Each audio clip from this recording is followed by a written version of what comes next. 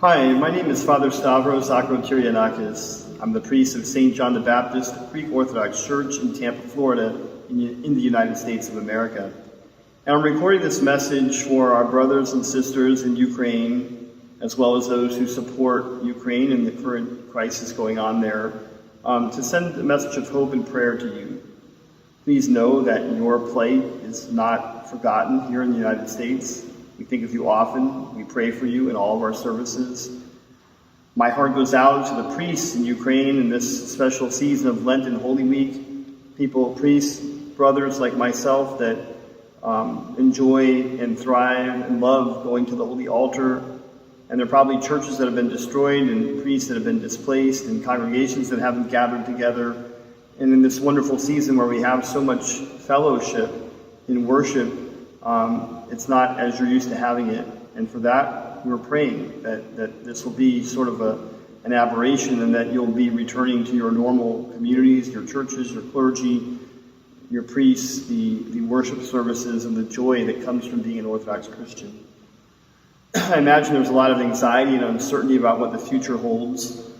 And I'm very sorry for that. We need not just prayer, but we need encouragement from one another. I hope that you will encourage one another to stay strong in the faith, even in this season of doubt. I hope that you will graciously accept my words of encouragement from across the world where we're not in the same kind of conflict, and I pray that we never are.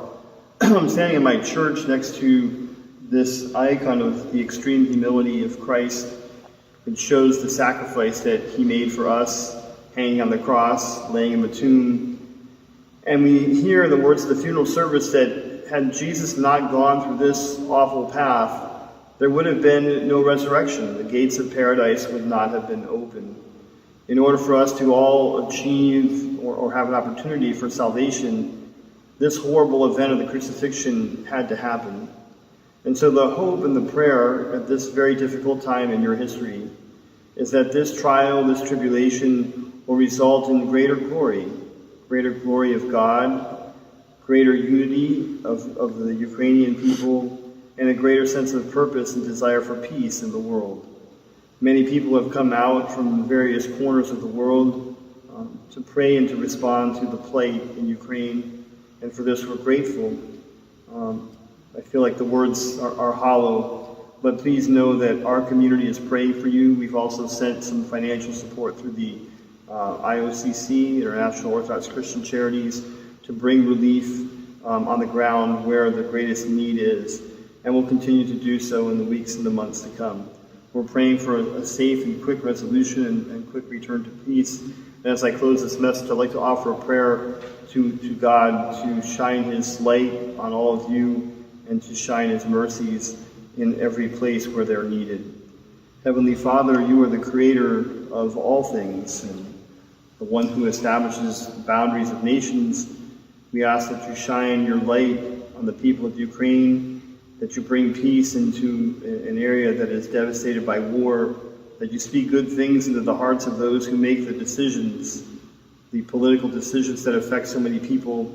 We ask that you give rest to the souls of all those who have fallen asleep, that you give comfort to all those who are grieving their loss, that you grant healing to all those who have been injured, that you grant relief from anxiety to all those who are upset, that you watch over all the clergy, all the laity, all the adults, all the children. Be with everyone who has any kind of fear or sorrow or distress, and comfort them with your angels and your saints. We ask for your healing and guiding hand to be over that region of the world troubled by war and to be over all the rest of the world, and speak good things of peace into the hearts of all those who make decisions for war, for peace. May they find the peace of you that passes all understanding. We ask these things through the intercessions of the Holy Theotokos, through the intercession of St. John the Baptist, the patron saint of our parish, and of all your saints. In the name of the Father, and of the Son, and of the Holy Spirit. Amen. May God be with you and bless you, and may you come to the resurrection this year in health and in safety. God be with you all.